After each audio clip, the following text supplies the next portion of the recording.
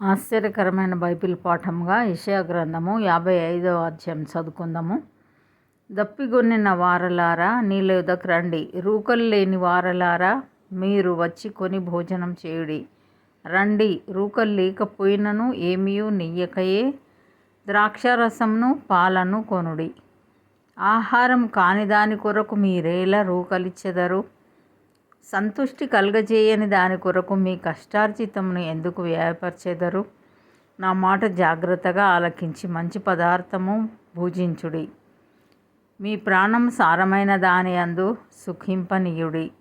చెవియొగ్గి నా యొద్దకు రండి, మీరు వినిన ఎడల మీరు బ్రతుకుదురు. నేను మీతో నిత్య నిబంధన చేసేదను. దావీదు నాకు చూపిన శాశ్వత కృపను మీకు చూపుదును. ఇదిగో, జనములకు సాక్షిగా అతన్ని నియమించి తిని, జనములకు రాజుగాను అధిపతిగాను అతన్ని నియమించి తిని. నీవెరుగని జనులను నీవు పిలిచెదవు. నిన్నెరుగని జనులు యెహోవా నిన్ను మహిమపరచగా చూచి,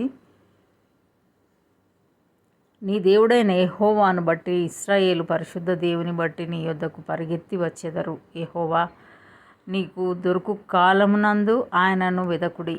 ఆయన సమీపంలో ఉండగా ఆయనను వేడుకొనుడి. భక్తిహీనులు తమ మార్గమును విడవలెను, దుష్టులు తమ తలంపులను మానవలెను. వారు యెహోవా వైపు తిరిగిన ఎడల ఆయన వారి యందు జాలిపడును. వారు మన దేవుని వైపు తిరిగిన ఎడల ఆయన బహుగా క్షమించును. నా తలంపులు మీ తలంపుల వంటివి కావు, మీ త్రోవలు నా త్రోవల వంటివి కావు. ఇదే యెహోవా వాక్కు. ఆకాశములు భూమికి పైన ఎంత ఎత్తుగా ఉన్నవో మీ మార్గముల కంటే నా మార్గములు, మీ తలంపుల కంటే నా తలంపులు అంత ఎత్తుగా ఉన్నవి. వర్షమును హిమమును ఆకాశము నుండి వచ్చి అక్కడికి ఎలాగూ మరలక, భూమిని తడిపి విత్తువానికి విత్తనమును,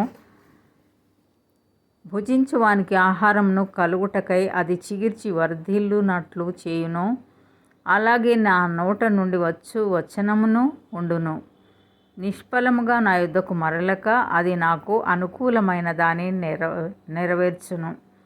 నేను పంపిన కార్యమును సఫలం చేయును. మీరు సంతోషంగా బయలు వెళ్ళుదురు, సమాధానం పొంది తోడుకొని పోబడుదురు.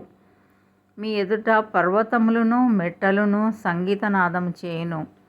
పొలంలోని చెట్లనియు చప్పట్లు కొట్టును. ముండ్ల చెట్లకు బదులుగా దేవదారు వృక్షములు మొలుచును. దురదగొండి చెట్లకు బదులుగా గొంజి వృక్షములు ఎదుగును. అది యెహోవాకు ఖ్యాతిగాను ఆయనకు కొట్టివేయబడని నిత్యమైన జ్ఞాపక సూచనగాను ఉండును. ఇంతటితో ఈ దినం కొరకైన బైబిల్ పాఠం సరి.